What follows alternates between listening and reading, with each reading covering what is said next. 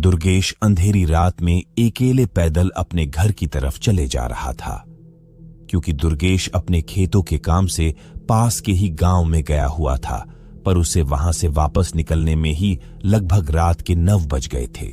और इसी वजह से दुर्गेश ने सोचा कि खेतों के बीच से जो रास्ता जाता था उससे जाना ही सही समझा, क्योंकि खेतों से जो रास्ता होकर जाता था उससे दुर्गेश के घर जाने में समय बहुत कम लगता था। इसलिए दुर्गेश वहां से ही जा रहा था और वो अभी लगभग थोड़ा ही आगे गया होगा, तभी उसे किसी बच्चे के रोने की आवाज सुनाई देने लगी।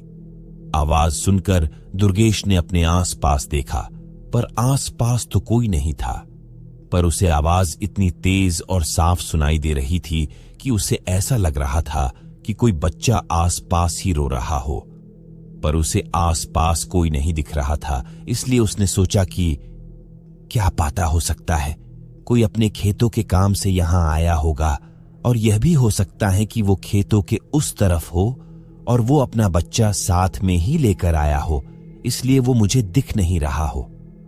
इतना बोलने के बाद दुर्गेश उस बच्चे की आवाज को अनसुना कर आगे की तरफ चलने लगता है, पर वो जैसे जैसे आगे जा रहा था तो वैसे वैसे उस बच्चे के रोने की आवाज भी तेज होती जा रही थी। इसीलिए दुर्गेश ने सोचा कि जिस तरफ से आवाज आ रही, क्यों ना एक बार उस तरफ देखकर आता हूं, कहीं किसी को मेरी मदद की जरूरत तो नहीं। इतना बोलकर दुर्गेश उस खेतों के बीच वाले पतला से रास्ते से नीचे उतरा और खेतों के अंदर से होकर जब वो खेतों के दूसरी तरफ पहुंचा तो उसने देखा एक 4 या 5 महीने का बच्चा खेतों की मेड़ पर किसी ने रखा हुआ था, और इतनी देर से उसी बच्चे के रोने की आवाज आ रही थी। और हैरानी की बात तो यह थी कि उस बच्चे के आसपास कोई नहीं था।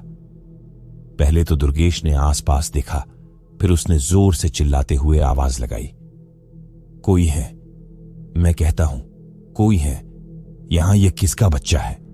कौन इसे यहां रख गया? अरे मैं कहता हूं कोई है क्या यहां? पर दुर्गेश को उसकी बात का कोई जवाब नहीं आया। इसीलिए दुर्गेश ने सोचा थोड़ी देर इस बच्चे के पास ही खड़ी होकर देखता हूं, आखिर कौन है वो पागल जो अपने इतने छोटे बच्चे को यहां अकेले जोड़ा कर चला गया। इतना बोलकर दुर्गेश लगभग आधा घंटा तक उस बच्चे के पास ही खड़ा था, पर वहां कोई उस बच्चे को लेने नहीं आया। फिर शायद दुर्गेश भी समझ चुका था कि कोई इस बच्चे को यहां छोड़ डैच कर चला गया। इसलिए दुर्गेश गुस्से में ही बोलने लगता है, पता नहीं कैसे कैसे लोग हैं, बच्चा तो पैदा कर लेते हैं, उसे पाल नहीं पाते। अब बताओ इसमें इस छोटे से बच्चे की क्या गलती है? पर मैं इस बच्चे को यहां ऐसे मरने नहीं दे सकता, मैं अपने घर लेकर जाऊंगा इसे। इतना बोलकर दुर्गेश ने उस बच्चे को अपनी गोद में उठाकर अपने घर की तरफ जाने लगता है। पर दुर्गेश अभी भी गुस्से में ही था, वो अभी भी कुछ ना कुछ उल्टा सीधा बोलता हुआ जा रहा था। पर तभी उसे ऐसा लगने लगा जैसे उस बच्चे का वजन भी अयाच रहा हो। पहले तो उसने सोचा कि शायद ये उसका कोई वहम होगा, इसलिए वो इस बात पर कुछ ज्यादा ध्यान नहीं देता। पर वो जैसे जैसे आगे जा रहा था तो वैसे वैसे उस बच्चे का वजन भी बढ़ते जा रहा था, और उस बच्चे का वजन इतना हो गया था कि अब उससे वो 4 या 5 महीने का बच्चा भी नहीं उठ रहा था। पर तभी दुर्गेश ने उस बच्चे के पैरों की तरफ देखा तो उसके अंदर एक डर की हवा सी चलने लगी, क्योंकि उसने देखा उस बच्चे के पैर अब इतने बडेढ़े हो गए थे कि वो बस जमीन में टच होने ही वाले थे। ये देखकर दुर्गेश ने तुरंत उस बच्चे को अपनी गोद से फेंक दिया, और उसके फेंकने के बाद वो बच्चा हंसने लगा और हंसते हंसते अपनी डरावनी आवाज में बोला, अरे भाई थोड़ा देर रुक जाते फिर मैं बताता। दुर्गेश ने जैसे ही यह सुना वो तुरंत अपने घर की तरफ भागने लगा, और वो सीधा अपने घर में आकर ही रुका। घर में आकर दुर्गेश ने किसी को कुछ नहीं बताया और खाना पीना खाकर अपने कमरे में सोने चला गया।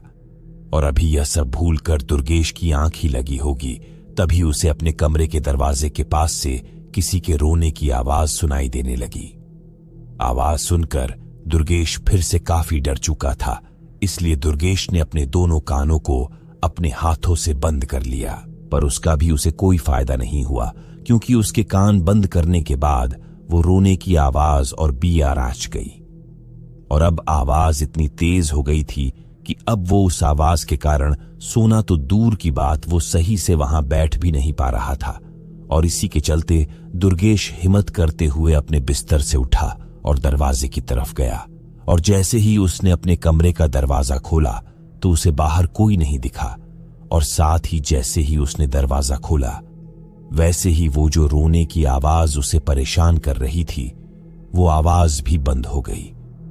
पर अब दुर्गेश को उस कमरे में अकेले सोने बहुत डर लग रहा था, इसलिए वो सीधा अपने दादा के कमरे में गया और उनको सारी बात बताई। तो उन्होंने घर के मंदिर में जो गंगा जल डिब्बा रखा हुआ था उसमें से थोड़ा सा गंगा जल दुर्गेश के ऊपर डाला।